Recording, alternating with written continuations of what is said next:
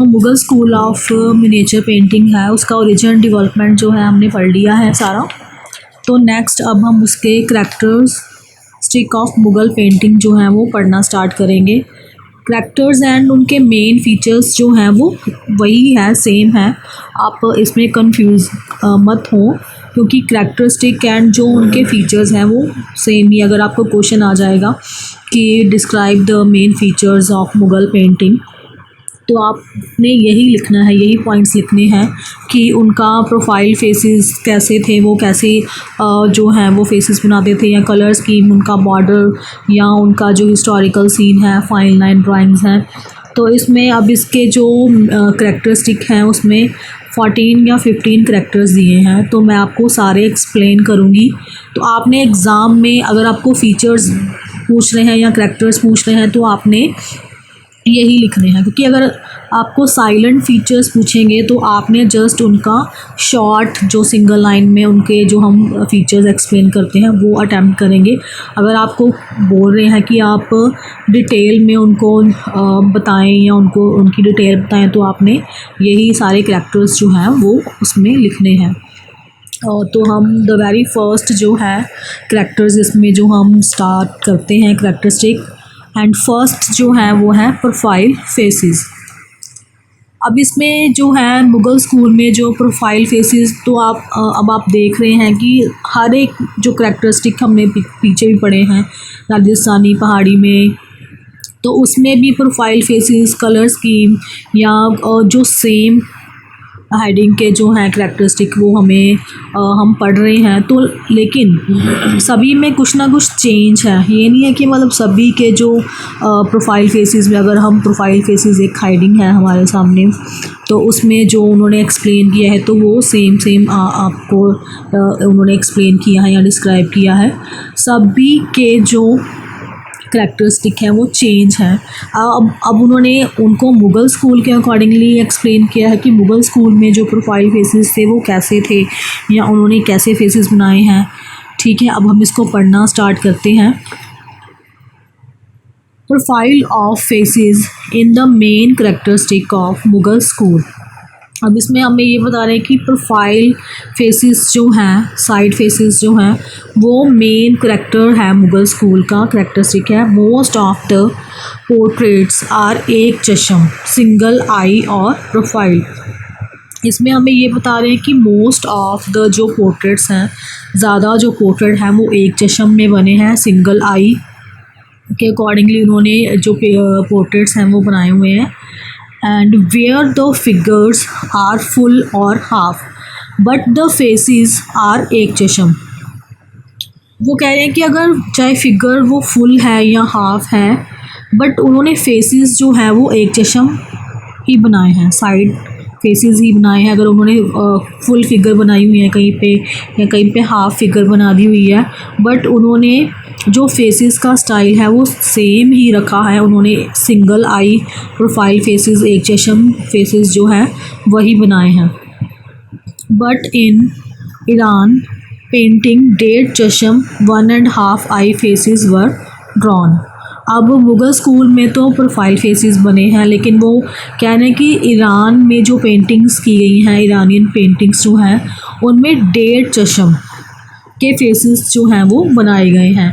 1.5 चश्म में कैसे कि आपको एक 1 आई एंड उसके साथ दूसरी वाली हाफ आई जो है वो दिखाई देती है, उसको हम 1.5 चश्म जो है वो डिपिक्ट करते हैं। Mughals showed more interest in एक चश्म faces after coming to India. और जो मुग़ल हैं उन्होंने अपना ज़्यादा इंटरेस्ट जो है वो एक चश्म फेसेस में ही दिखाया है आफ्टर कमिंग टू इंडिया। अगर वो भारत से आए या अगर आए हैं वहाँ से, तो उन्होंने अपना जो फेसेस स्टाइल है वो एक चश्म ही रखा है। तो इसमें हमने अपने प्रोफाइल फेसेस में यही सारा एक्सप्लेन करना है कि उन्होंने मुग़ल स्कूल ऑफ में जो फेसेस हैं वो एक चश्म में बनाए गए हैं। अगर वो फुल फिगर बनाते हैं या हाफ फिगर बनाते हैं उसकी एनाटॉमी, बट वो फेस का स्टाइल उन्होंने एक चश्म ही रखा है। तो नेक्स्ट सेकंड इसका पॉइंट है कलर स्कीम।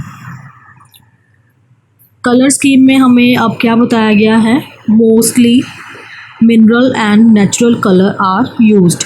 उन्होंने इसमें ये बताया है कि जो मिनरल एंड नेचुरल कलर्स हैं वही ज़्यादातर जो है वो यूज़ किए गए हैं मुग़ल स्कूल ऑफ पेंटिंग में, विच आर अट्रैक्टिव, जो कि बहुत अट्रैक्टिव रहे हैं। मतलब उनकी अट्रैक्शन इतनी है उन कलर्स की कि वो अपने आर्ट जो है वो आकर्षित करते हैं पेंटिंग्स में जो कलर किए गए हैं। In the beginning flat colour were used but later on one can also see the depth with delicate shading of color। अब इसमें हमें ये बता रहे हैं कि बिगनिंग में उन्होंने जो है वो फ्लैट कलर्स जो हैं वो यूज़ किए हैं, लेकिन बाद में जहाँ पे उन्होंने डेप्थ दिखानी होती थी, डेप्थ DEPTH, डेप्थ का मतलब आपको मैं एक्सप्लेन करती हूँ कि जैसे जहाँ पेंटिंग में हमने कहीं पे डार्क पोर्शन दिखाना हो, कहीं पे ब्लैकनेस दिखानी हो या डार्कनेस दिखानी हो तो उसको हम डेप्थ कहेंगे। तो अगर जहाँ पे उन्होंने डेप्थ दिखानी होती थी उसको उन्होंने शो करना होता था तो वहाँ वह जो है डेलिकेट शेडिंग ऑफ कलर्स जो वो लगाते थे। The appropriate colours have been applied with great care in painting. और एप्रोप्रिएट कलर मतलब बहुत अच्छे ढंग से जो कलर जो हैं वो अप्लाई किए जाते थे पेंटिंग्स में विद ग्रेट केयर। वो कलर्स लगाने में कोई भी ढील नहीं या यूज़ करते थे, बहुत अच्छे तरीके से कलर्स को अगर उन्होंने जौन सा कलर जहाँ पे शो कर रहे हैं उसको वहीं पे लगाना है पूरी केयर के साथ कि ये वाला कलर हमने इस जगह पे लगाना है, बहुत केयर के साथ कलर्स करते थे एंड बहुत अच्छे तरीके के साथ उन्होंने अपनी पेंटिंग्स में उन आर्टिस्ट ने हैं जो वो कलर्स किए हैं। Golden and silver colour have been mostly used in painting. अब हमें कह रहे हैं कि गोल्डन एंड सिल्वर कलर जो हैं वो मोस्टली यूज़ किए गए हैं पेंटिंग में। In the necklace and footwear the golden and silver colour are used with care. जहाँ पे उन्होंने कोई नेकलेस पहनाया है किसी लेडी को या फुटवेयर पहनाए हैं किसी को भी, मेल को या फीमेल को, तो वहाँ पे उन्होंने गोल्डन एंड सिल्वर कलर जो है वो यूज़ किया है अपनी पेंटिंग्स में ज़्यादा। और कलर स्कीम जो है वो बहुत इम्पॉर्टेंट इसका करैक्टर है, जैसे प्रोफाइल फेसेस हैं, कलर स्कीम है, ये बहुत इम्पॉर्टेंट जो है इनके करैक्टर्स हैं। इसी से पता चलता है कि मुग़ल स्कूल की पेंटिंग्स बहुत अच्छे तरीके से उन्होंने बहुत केयर के साथ जो है वो बनाई हैं। एंड नेक्स्ट जो हमारा करैक्टरिस्टिक है वो है बॉर्डर्स। अब फर्स्ट जो हमने था प्रोफाइल फेसेस पढ़ लिया था, second colour scheme and third जो हमारा करैक्टरिस्टिक है वो है बॉर्डर्स। एंड बॉर्डर्स में हमें क्या बताया गया है कि most of the paintings have borders around and this is the main effect of Iranian art on Mughal paintings. अब इसमें हमें ये बताया गया है कि जो बहुत सारी पेंटिंग्स थी, मोस्ट ऑफ द पेंटिंग्स उनके बॉर्डर्स जो थे वो भी बनाए जाते थे एंड उसके ऊपर इफ़ेक्ट किसका था, ईरानियन आर्ट्स का। ईरान में जैसे कि बॉर्डर्स बनाए जाते थे पेंटिंग्स के, वैसे ही मुग़ल पेंटिंग्स में भी उन्होंने ईरान आर्ट को जो है वो कॉपी किया। वही इफ़ेक्ट जो है जो ईरान में जैसे उनके बॉर्डर्स क्रिएट किए जाते थे वैसे ही उन्होंने मुग़ल पेंटिंग्स में भी जो है वो बॉर्डर्स क्रिएट किए थे पेंटिंग्स के। And the borders are ornamented and some paintings have prominent borders than the actual artwork।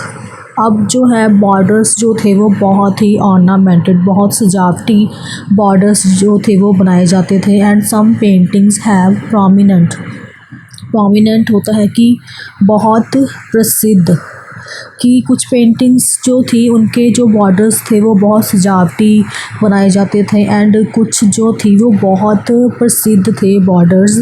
And then the actual art work जो उनकी पेंटिंग्स बनाते थे, जैसे पेंटिंग्स में जो भी पिक्चर थी उनके बजाय जो उनके बॉर्डर्स थे वो प्रसिद्ध थे, बहुत फेमस थे। And in some cases the painting lost his its dominance due to the borders decoration। And कुछ पेंटिंग्स में कुछ केसेस में ऐसा भी था कि उनकी जो पेंटिंग्स थी उनकी बजाय उनके बॉर्डर्स जो थे वो बहुत ही फेमस रहे थे। एंड पेंटिंग्स जो थी वो कहीं ना कहीं उनको इतना इम्पोर्टेंस नहीं दी गई। उनके बॉर्डर्स के डोमिनेंस होता है कि प्रभाव, उनका प्रभाव जो था पेंटिंग्स के बॉर्डर्स का वो ज़्यादा था बजाय उनकी पेंटिंग्स के। And in borders also there is a wonderful use of golden colour. And जो बॉर्डर्स हैं उसमें ज़्यादातर जो है वो गोल्डन कलर का इस्तेमाल किया गया है। एंड बहुत ब्यूटीफुली एंड वंडरफुली जो है उसको यूज़ किया गया है बॉर्डर्स में। और बॉर्डर्स में हमें अब यही है कि इसमें एक तो जो जैसे ईरान में इफ़ेक्ट देते थे वो अपने बॉर्डर्स में, पेंटिंग्स के बॉर्डर्स में। एंड वही जो है मुग़ल पेंटिंग्स ने भी उनको ऐसे ही वही स्टाइल को उन्होंने अपने पेंटिंग्स में कॉपी किया है, वही स्टाइल उन्होंने अपनी पेंटिंग्स में भी किया है। एंड उनके बॉर्डर्स जो थे वो पेंटिंग्स के बजाय ज़्यादा प्रसिद्ध रहे। एंड नेक्स्ट जो हमारा करैक्टरिस्टिक है वो है रॉयल स्प्लेंडर। अब रॉयल स्प्लेंडर का मतलब इसमें स्प्लेंडर बाइक वाला स्प्लेंडर नहीं है, इसमें स्प्लेंडर है कि शान व शौकत, कि उनकी धूम धाम जो है, चमक है वो कैसी रही थी, रॉयल स्टाइल में वो कैसे रहे। The Mughal emperors earned for royal magnificence and authority. जो मुग़ल बादशाह थे वो शाही शान शौकत और अधिकार के लिए तरस रहे थे। मैग्निफिकेंस होता है कि शान, एंड अथॉरिटी कि उनको अधिकार, अपने अधिकार के लिए वो तरस रहे थे। If there is a scene of musical demonstrations the emperor is shown sitting with bolster. Bolster होता है कि तकिया, जैसे गोल पिलो जैसा होता है वैसे, इन रॉयल स्टाइल। अब इसमें जो सीन है उन्होंने कहा कि if there is a scene of musical demonstration, demonstration होता है कि कुछ प्रदर्शन करना, प्रदर्शित करना। अब इसमें कोई सीन है जैसे म्यूज़िकल जो है वो इंस्ट्रूमेंट्स या म्यूज़िक जो है वो प्ले कर रहे हैं, अपना प्रदर्शन कर रहे हैं, तो एक एम्परर जो है, एक राजा जो है, बादशाह जो है, वो सिटिंग पोजीशन में बैठा है और उसके साइड में, उसके पीछे जो है वो तकिया, जो गोल तकिया होता है वो जैसे रॉयल स्टाइल में, जैसे वो शान व शौकत से बैठते हैं, जो स्टाइल रहता था उनका बैठने का, वैसे वो सिटिंग पोजीशन में बैठे हैं। And the artist and dancing, singing और playing on instruments with discipline. और जो कुछ आर्टिस्ट हैं वो डांस प्ले कर रहे हैं, सिंगिंग कर रहे हैं, और कुछ इंस्ट्रूमेंट्स जो हैं वो प्ले कर रहे हैं विद डिसिप्लिन के साथ।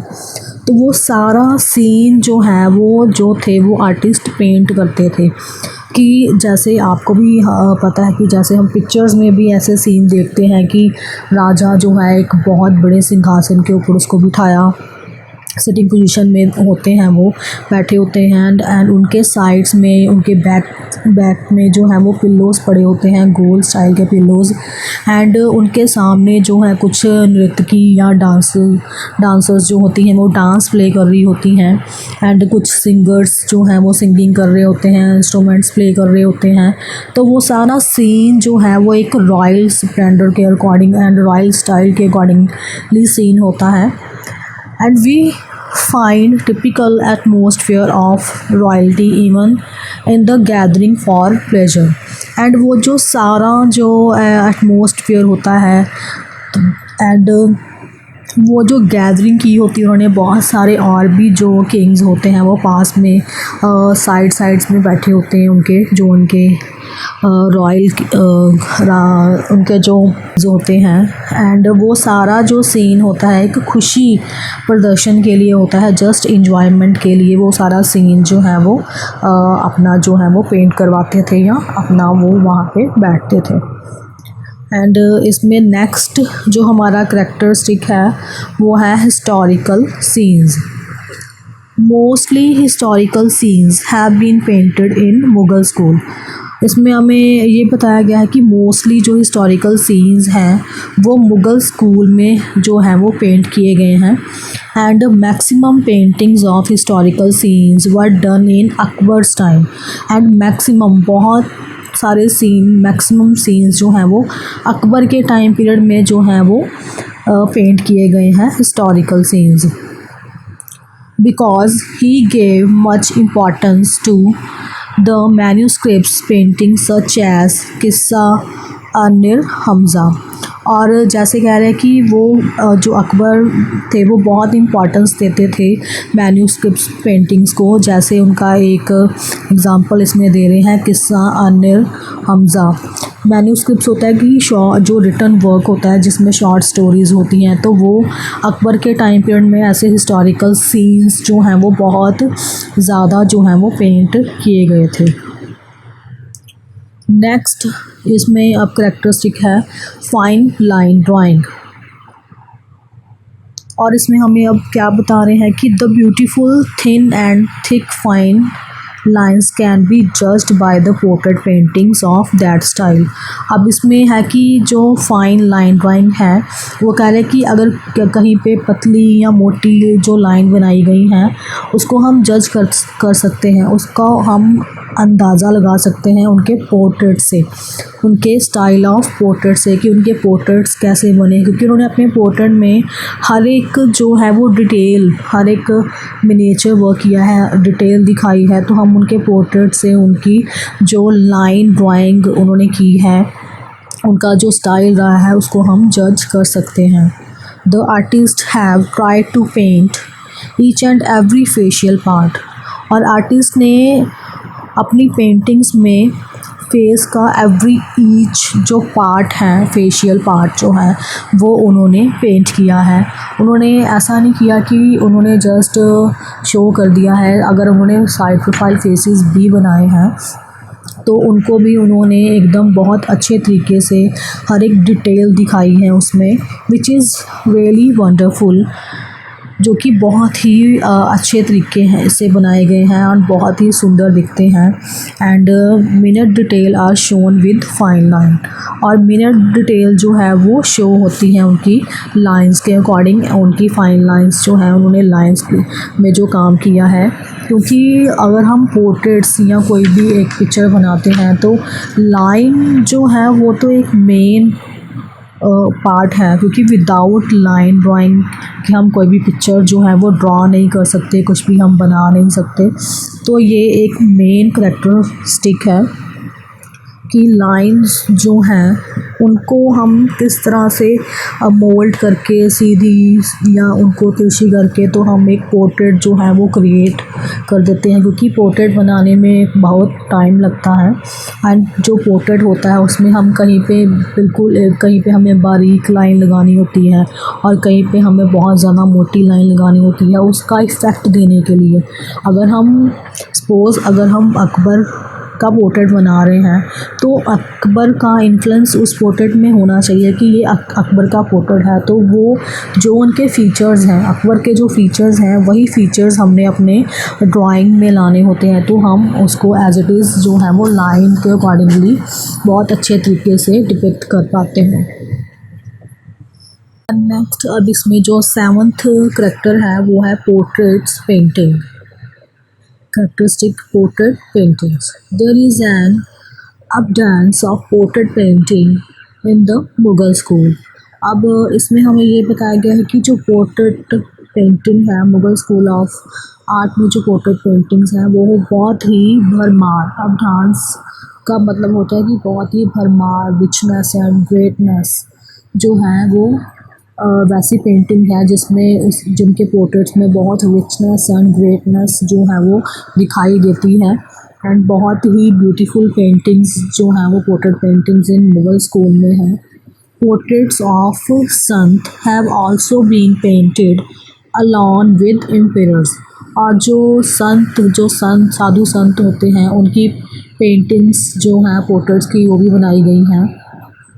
बजाय जो उन्होंने ये इसमें ये कहा है कि उन्होंने जस्ट जो है वो एम्परर्स राजा या महाराजा के पोर्ट्रेट्स ही नहीं बनाए, उन्होंने साधु संत के पोर्ट्रेट्स भी बनाए हैं। Maximum portrait paintings were done during Shah Jahan region and maximum जो पोर्ट्रेट पेंटिंग्स की गई हैं वो शाहजहाँ के टाइम पीरियड में की गई हैं। एंड नेक्स्ट जो हमारा करेक्टरिस्टिक है वो है कॉस्ट्यूम्स। अब इसमें जो आर्टिस्ट हैं उन्होंने अपने जो पेंटिंग्स बनाई हैं, जो फिगर्स बनाई हैं, उसमें उन्होंने उसमें कॉस्ट्यूम उनको कैसे वियर किए हुए दिखाया है, हम पढ़ते हैं उसको। Garments are beautifully and ornamentally painted in the Mughal paintings. Mughal paintings में जो गारमेंट्स उन्होंने अपनी पेंटिंग्स में शो किए हैं वो बहुत ही ब्यूटीफुली एंड ऑर्नामेंटली, बहुत ही सुंदर एंड सजावटी जो हैं वो गारमेंट्स जो हैं उन्होंने पेंट किए हैं। Transparent odhnis chunnis have been painted. और जहाँ पे लेडीज़ के जो कॉस्ट्यूम उन्होंने उनको वेयर किए हुए दिखाया है, तो उनकी जो दुपट्टा बनाया है, उनकी जो ओढ़नी बनाई है वो ट्रांसपेरेंट उन्होंने बनाई है। And most of the garments are of summer season. और जो ज़्यादातर जो गारमेंट्स बनाए हैं वो समर सीज़न के बनाए हैं, या समर सीज़न में जैसे वेयर करते हैं वैसे ही उन्होंने उनको पहने हुए दिखाया है। The male figures are shown wearing angarkhas and churidar pyjamas. And जो मेल फिगर्स बनाई गई हैं उनको पीछे जैसे हमने लास्ट जो हमारे स्कूल्स रहे हैं उनमें जस्ट हमें यही पढ़ा था कि उनको टर्बन्स एंड चूड़ीदार पजामा या उनको ये कुर्ता या कुछ ऐसे वेयर किए हुए दिखाया, लेकिन इसमें अब कुछ चेंज है कि उन्होंने उनको अंगरखाज, जैसे वो युद्ध में जाते थे तो उन्होंने अपने बॉडी के ऊपर जो अंगरखा जो उनको उनकी रक्षा करते थे अंगरखाज पहने होते थे उन्होंने, तो वो पहने हुए इसमें हमें दिखाया है जो मेल फिगर्स हैं। And turbans on their heads can be seen. Turbans जो हैं उनके हेड के ऊपर जो हैं वो बनाई गई हैं, वो भी हमें दिखती हैं। And which are well decorated, जो कि बहुत ही डेकोरेट की गई हैं, सजावट की गई है उनकी टर्बन्स के ऊपर। कुछ ना कुछ जैसे रॉयल स्टाइल की जो टर्बन्स होती हैं उनके ऊपर कुछ ना कुछ उनको सजावट किए हुए या कुछ लगाए हुए दिखाते हैं, वैसे ही उन्होंने इसको डेकोरेट किया हुआ है। द यूज़ ऑफ स्ट्रिपलिंग, जो पर्दाज होते हैं, is shown with delicate shading. और इसमें जो पीछे बैक साइड में पर्दे या साइड में जो पर्दे होते हैं उनको भी कह रहे हैं कि बहुत डेलिकेट शेडिंग के साथ उन्होंने इसमें पेंट किया हुआ है। नेक्स्ट हमारा जो करेक्टरिस्टिक है वो है रिलीजन थीम्स। अब रिलीजन थीम्स के अकॉर्डिंग भी जो बहुत सारी पेंटिंग्स जो हैं वो मुगल स्कूल ऑफ पेंटिंग में बनाई गई हैं, जैसे कि इसमें क्या डिपिक्ट कर रहे हैं, क्या चित्रण कर रहे हैं। There is depiction of Indian epics mythology and love stories such as the Ramayana, the Mahabharata and the Nal Damayanti and Panchatantra stories. अब इसमें बहुत सारे जो चित्रण हैं वो कह रहे हैं कि इंडियन पीस महाकवियों के ऊपर, मैथोलॉजी जो पुरानी कथा कहानियाँ होती हैं, लव स्टोरीज़ के ऊपर, रामायण के जो सीन्स हैं या महाभारत के सीन्स हैं, नल दमयंती या कुछ पंचतंत्र जो स्टोरीज़ हैं, शॉर्ट स्टोरीज़ है। नल दमयंती एक शॉर्ट स्टोरी है, ठीक है। हमें महाभारत के बारे में भी पता है कि उनके बहुत सारे अध्याय रहे हैं, बहुत सारे उनके पार्ट्स रहे हैं, तो उनके ऊपर जो रिलीजन थीम्स हैं उनके ऊपर बहुत सारी जो पेंटिंग्स हैं वो बनाई गई हैं। And there was also depiction of Islamic, urban and Persian episodes. And बहुत सारी जो डिपिक्शन है वो इस्लाम, अर्बन स्टाइल में या पर्शियन जो एपिसोड्स हैं उनके ऊपर भी बहुत सारी जो पेंटिंग्स हैं वो बनाई गई हैं। And religions had inspired the artist paint for publicity and propagation। और जो इसमें जो धर्म का प्रचार जो है उन्होंने धार्मिक जो पेंटिंग्स वो इसलिए बनाई है या उनसे इसलिए इंस्पायर्ड थे क्योंकि उन्होंने उनके द्वारा जो है वो लोगों को प्रचार किया है या उनको उनके बारे में हमें बताया है। या हम ऐसे भी कह सकते हैं कि जो धर्म के कलाकार जो थे वो प्रचार और प्रसार के लिए चित्रण करने के लिए प्रेरित उनको किया गया था या उनको प्रेरित करते थे कि वो जो धार्मिक पेंटिंग्स बना के जो पब्लिसिटी है वो करें इसकी प्रचार की और प्रसार की। And this is the symbolic and proof of the greatness of the Mughal empire. और ये जो है this is the symbolic and उन्होंने प्रूव करते थे अपनी ग्रेटनेस को जो मुग़ल एम्पायर हैं उसके इसके ज़रिए कि वो बहुत ही धार्मिक जो राजा महाराजा जो हैं वो उन्होंने अपने टाइम पीरियड में जो है धार्मिक जो है वो पिक्चर्स पेंटिंग्स बनवाई हैं तो वो अपने आप को प्रूफ करते थे अपने जो प्रजा है उनके सामने। तो ऐसे ही हमारे जो करैक्टरिस्टिक हैं वो बहुत इम्पोर्टेंस रखते हैं जो है मुग़ल स्कूल ऑफ पेंटिंग में क्योंकि इनके द्वारा ही हमें पता चलता है कि उसमें जो किंग्स रहे हैं या उन्होंने किस स्टाइल में पेंटिंग्स बनवाई हैं या उन्होंने क्यों पेंटिंग्स बनवाई हैं। तो ये सारा कुछ हमें जो है वो एक्सप्लेन में हमें पढ़ने को मिला है, हम पढ़ रहे हैं क्योंकि मोस्ट ऑफ द स्टूडेंट्स जो हैं वो कुछ ऐसे सब्जेक्ट चूज़ करते हैं जैसे फ़ाइन आर्ट्स सब्जेक्ट तो बहुत कम स्टूडेंट्स चूज़ करते हैं एंड जैसे मेडिकल हो गया, नॉन मेडिकल हो गया, कॉमर्स हो गया, बिज़नेस स्टडीज़ में ये वो सब्जेक्ट जो है वो चूज़ करते हैं। लेकिन फ़ाइन आर्ट्स सब्जेक्ट्स जो स्टूडेंट्स हैं वो सीरियसली पढ़ते नहीं हैं एंड स्टूडेंट्स को स्टार्टिंग से इसकी हिस्ट्री जो आर्ट की हिस्ट्री रही होती है वो हम उनको पता नहीं होता, वो उन्होंने कभी इस सब्जेक्ट को पढ़ा नहीं होता। एंड जो फ़ाइन आर्ट्स वाले स्टूडेंट्स होते हैं तो वो सब डिटेल में पढ़ पाते हैं इसकी सारी हिस्ट्री कि उन्होंने जो पेंटर्स रहे हैं या उस टाइम पीरियड में किंग्स रहे हैं तो उन्होंने अपने टाइम पीरियड में कैसा काम करवाया एंड कौन कौन से आर्टिस्ट हैं, फेमस आर्टिस्ट हैं, उनका स्टाइल कैसा रहा है पेंटिंग बनाने का। तो बहुत ही इम्पॉर्टेंट सब्जेक्ट है ये फ़ाइन आर्ट्स बिकॉज़ एक तो स्कोरिंग सब्जेक्ट है और इसमें मार्क्स बहुत अच्छे आ जाते हैं, स्टूडेंट की परसेंटेज बनती है एंड बहुत इंटरेस्टिंग सब्जेक्ट है पढ़ने के लिए क्योंकि इसमें बहुत सारी पेंटिंग्स आती हैं, उनकी डिस्क्रिप्शन पढ़ते हैं हम, उस पेंटिंग के बारे में हमें पता चलता है कि कौन से आर्टिस्ट ने बनाई है एंड उन्होंने कौन सा मटेरियल यूज़ किया था, कब बनाई थी। तो बहुत ही इंटरेस्टिंग सब्जेक्ट है। आई थिंक कि ये स्टूडेंट्स को जो है वो पढ़ना चाहिए ज़रूर, इसे जो है वो सब्जेक्ट को अपने सब्जेक्ट्स में रखना चाहिए। तो नेक्स्ट जो हमारा करैक्टरिस्टिक है वो है डिपिक्शन ऑफ नेचर।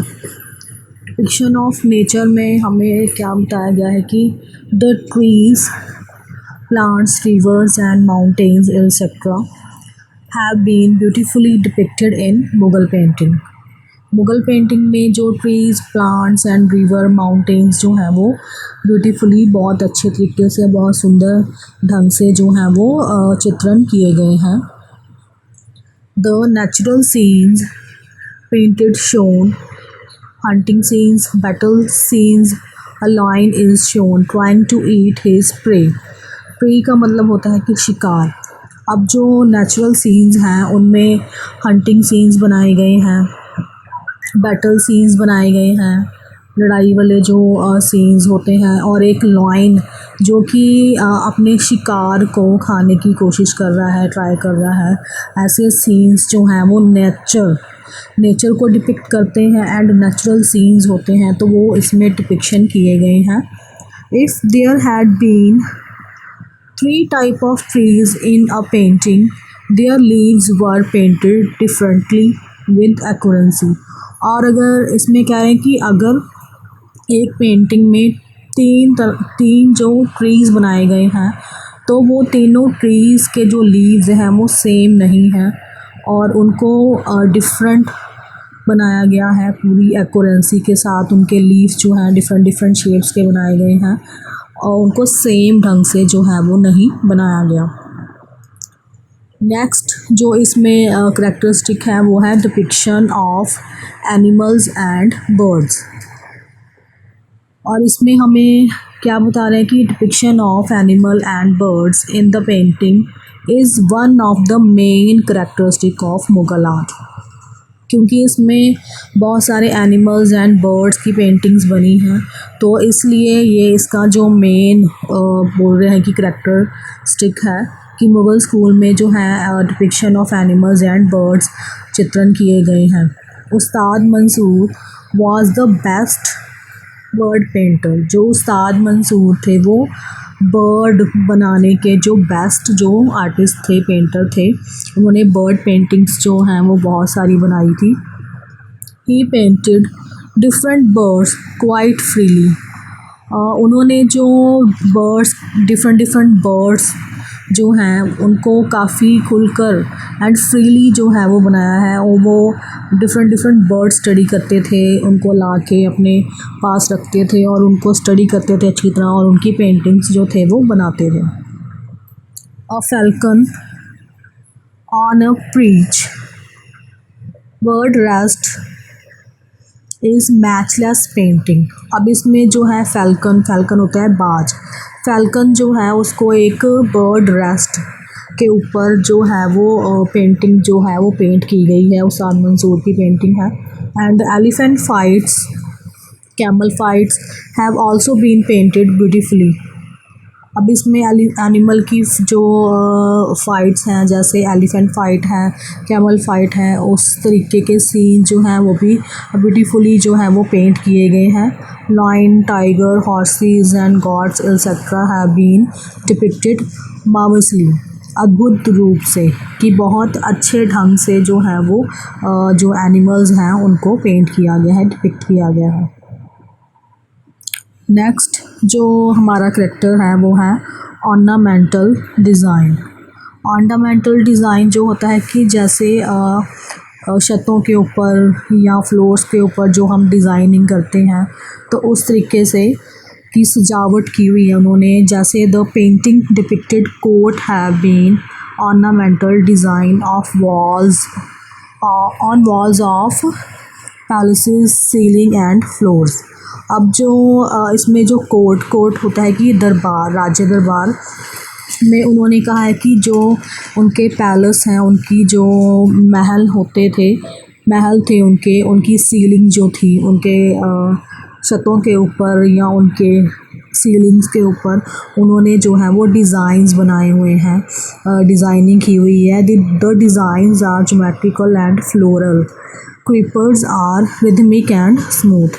अब जो डिज़ाइंस हैं वो ज्योमेट्रिकल डिज़ाइंस उन्होंने बनाए हैं, फ्लोरल बनाए हैं एंड क्रीपर्स कुछ पेड़, बूटियाँ, लताएं, और उनको रिदमिक एंड स्मूथ ढंग से जो है वो उन्होंने पेंट किया है कि पूरा जो राज्य दरबार भी अगर है तो उसको भी उन्होंने बहुत सुंदर सुंदर डिज़ाइंस बनाकर वॉल्स के ऊपर बहुत अच्छे डिज़ाइंस बनाए हैं, चाहे वो ज्योमेट्रिकल शेप में है चाहे वो फ्लोरल डिज़ाइंस हैं।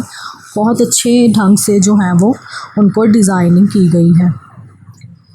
और इसकी एक एग्ज़ाम्पल हम गोल्डन टेम्पल में भी देखते हैं कि गोल्डन टेम्पल की जो वॉल्स हैं उनके ऊपर भी बहुत अच्छे फ्लोरल डिज़ाइन हुए हैं। या हम किसी भी ऐसे हिस्टोरिकल जो प्लेस हैं उसको देखें तो उनके ऊपर भी ऐसा ही काम जो है वो हुआ है। नेक्स्ट इसमें अब है एक्सप्रेशंस ऑफ आइडियाज़। एक्सप्रेशंस, अब इसमें कि उनके एक्सप्रेशंस कैसे रहे हैं जो भी उन्होंने पेंटिंग्स में पेंट किए हैं। The different sentiments have been beautifully painted in the painting. अब उनके सेंटिमेंट्स, उनके हाव भाव, उनके एक्सप्रेशंस जो हैं वो ब्यूटीफुली पेंट किए गए हैं। The depiction of sad emperor, obedient servants, restless queen, and nervous boatman are not नोटवर्थी। अब इसमें जो है डिपिक्शन ऑफ जैसे कोई उदास सम्राट है, राजा है, महाराजा है, उसको, या ओबीडियंट जो कोई सर्वेंट है, एंड जो क्वीन है वो रेस्टलेस पोजीशन में है, या एक बोटमैन जो है वो नर्वस पोजीशन में है।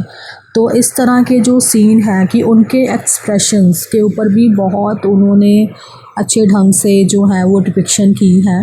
And similarly every ideas is clearly visible in the painting. और जो एवरी आइडिया है वो क्लियर हमें विजिबल हो रहा है पेंटिंग में, क्योंकि उनके एक्सप्रेशंस, उनके जो एक्सप्रेशंस भाव होते हैं, तो वो बहुत इम्पॉर्टेंट जो रोल प्ले करते हैं पेंटिंग में, कि हम उनको एकदम से, जैसे अगर वो सिटिंग पोजीशन में है, अगर वो सैड पोजीशन में है, तो हम उसको उसके जो इमोशंस हैं तो उसके फेस के ऊपर हमने कैसे एक्सप्रेस करने हैं, तो उनके ऊपर भी जो आर्टिस्ट हैं उन्होंने बहुत अच्छे तरीके से काम किया है। और लास्ट इसमें 14th जो करैक्टरिस्टिक है वो है द यूज़ ऑफ कैलीग्राफी। अब कैलीग्राफी आपको पता है कि क्या होता है, कोई रिटन वर्क करना डिफरेंट स्टाइल से। And the most of the painting have calligraphy on it in black ink. Even artist name have been written beautifully. और मोस्ट ऑफ द पेंटिंग्स जो हैं उनके बीच में कैलीग्राफी भी हुई है, कुछ रिटन वर्क किया गया है। जैसे हमने लास्ट भी पढ़ा था मारू रागनी के ऊपर मारू श्री रागनी जो राग था वो ब्लैक इंक से लिखा गया था।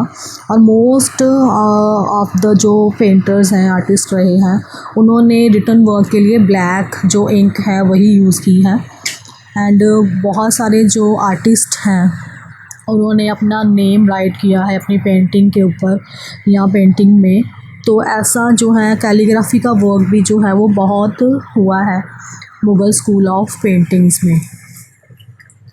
और अब इसमें जो हमारे करैक्टर्स हैं वो यहाँ पे सारे हमने पढ़ लिए हैं। और नेक्स्ट अब हम इसके जो salient features of Mughal art वो हम पढ़ेंगे नेक्स्ट। बाद में इनकी जो पेंटिंग्स हैं वो पढ़ेंगे। तो इसमें पेंटिंग्स जो है अब न्यू सिलेबस के अकॉर्डिंग कुछ पेंटिंग्स स्किप हुई हैं एंड कुछ और ऐड हुई हैं। तो इसमें जो 2 और 3 पेंटिंग्स हैं वो स्किप हैं, और एक नई पेंटिंग जो है वो ऐड हुई है, जैसे बर्थ ऑफ सलीम। इसमें एक नई पेंटिंग ऐड की है और 2 उन्होंने पेंटिंग्स जो हैं इसमें स्किप कर दी हैं। तो हम न्यू सिलेबस के अकॉर्डिंग जो है वो सारा सिलेबस जो है वो हम पढ़ेंगे।